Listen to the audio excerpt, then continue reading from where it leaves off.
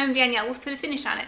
If you're a writer looking for an editor, let me know. Now that I've discovered Better World Books with their triple bottom line and their free shipping, I'm gonna have to be very careful with my book buying habits. You see, they were having an Earth Day sale, so I just had to go and see what was available in their bargain bin. I pulled up my to-read shelf on Goodreads and looked at some of the books that have been there the longest, transferred from paperless from when I was a teenager. I couldn't resist getting a few of those and a couple of sequels to books I've read more recently.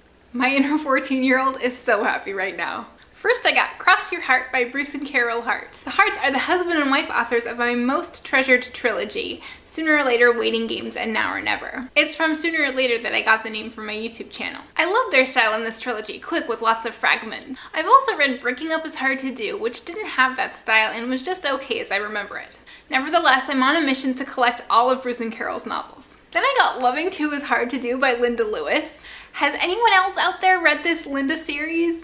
It started out with We Hate Everything But Boys in 1984 and is very much in the vein of Judy Blume. I loved these stories. Basically, they're about three best friends who are boy crazy living in New York City. Partly, I think I marveled at their independence and lived vicariously through them. Both through their ability to take a subway to get wherever they wanted to go and to have boyfriends and go out on dates. Alas, I only own and have read books 1 through 4, and could only get book 7 from Better World Books, so I'm still on the lookout for books 5 and 6. This is one of those series where you follow the character from about age 12 up to 17 or 18. Someday I'll find out what happens to Linda. The next two are sequels to books I read more recently.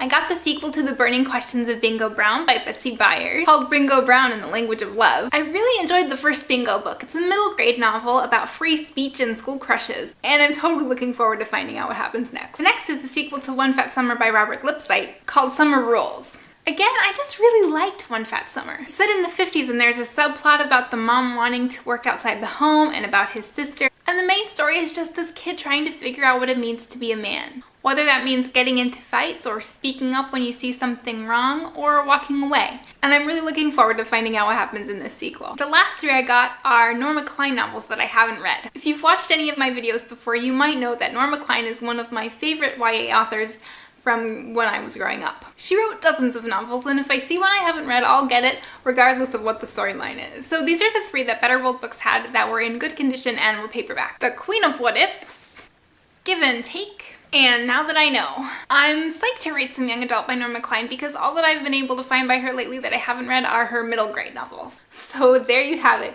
a very nostalgic haul of 7 young adult novels. That's it for me today. Thanks for watching.